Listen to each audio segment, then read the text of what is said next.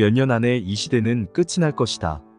거의 대부분 사람들이 곧 있을 지구, 극이동과 지구 멸망에 대해서 너무 안일하게 받아들이고 있다. 성서에 보면 지구 종말에 대해 이렇게 예언했다.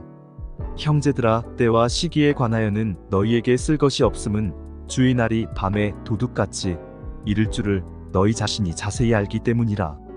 그들이 평안하다, 안전하다 할 그때에 임신한 여자에게 해산의 고통이 이름과 같이 멸망이 갑자기 그들에게 이르리니 결코 피하지 못하리라. 데살로니가전서 5장 1절에서 3절. 바울은 사람들이 가장 안전하다, 평안하다며 안심할 때 지구 멸망이 온다고 말한다. 지금 세상 곳곳에서 지구에 대한 징조를 넘치도록 보여주시고 있다. 그러나 게으르고 악한 인간들은 아예 관심이 없다. 오히려 깨어나라고 외치는 사람들을 핍박하고 조롱하고 멸시하고 있다. 머지않아 그들과 빛의 자녀들의 위치가 바뀐다. 나는 지구 종말에 관한 시나리오를 아는 자로서 그들을 보면 참으로 어리석다는 생각이 든다.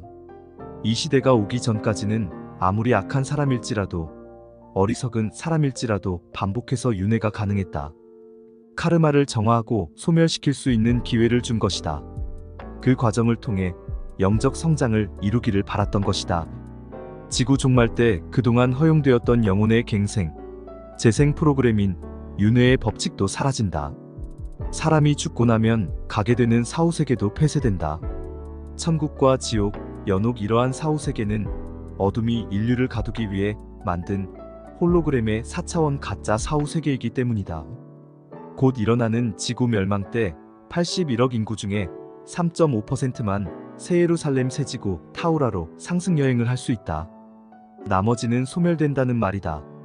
1차 휴거 때는 살아있는 상태에서 상승을 하지만 그 후로는 세계 단일정 부채제 하에서 지옥을 경험하면서도 짐승의 표를 받지 않고 창조주에 대한 믿음을 유지한 자들만이 상승할 수 있는 기회가 주어진다. 반드시 갖은 핍박과 고문, 단두대에서 처형을 당하는 등 순교해야 한다는 뜻이다. 대부분의 종교인들은 자신의 믿음이 강하다고 믿는다. 과연 그럴까? 몇 년 후 세계 단일정부 통치하에 믿음을 시험받느라 단두대에 끌려간다면, 자녀들의 생명마저 위태로운 상황에 직면한다면 어떻게 될까? 그런 상황에서도 그들의 믿음이 흔들리지 않을 수 있을까? 내가 보기에 96.5%는 잠시 믿음을 내려놓고 자신의 목숨과 자녀들의 목숨을 구걸할 것이다. 자신이 믿는 신에게는 회개하여 용서를 구하면 된다고 여길 것이기 때문이다. 종교인들이 가지고 있는 믿음이란 그러한 것이다. 안개와 같은 것이다. 현재 기독교에서는 예수 믿으면 구원받는다, 예수 믿으면 천국에 간다고 말한다. 절대 그렇지 않다. 성서에 봐도 입술로만 주여, 주여 하는 자는 천국에 가지 못한다고 기록되어 있다. 종교에서 말하는 하나님이 아닌 하느님을 영접하고 그분의 자녀라는 것을 오롯이 증명한 자만이 천국에 임할 수 있다. 믿음은 행함이 따라야 한다. 그 행함에는 현재 자신이 갖고 있는 모든 것들을 미련 없이 내려놓을 수 있는 용기가 필요하다. 심지어 목숨까지 내놓을 수 있어야 한다는 것이다. 그래서 천국에 들어가기가 낙타가 바늘구멍에 들어가는 것보다 더 힘들다고 하는 것이다. 깨어나 신성을 회복한 자들은 아버지 창조주를 제대로 알고 있다.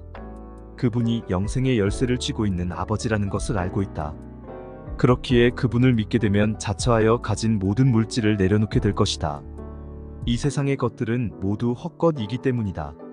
아버지의 자녀들이 가게 되는 새지구 타우라에서는 지금 누리는 것 이상의 것들이 보장되어 있다. 그것을 속히 깨달아 깨어나기를 바란다.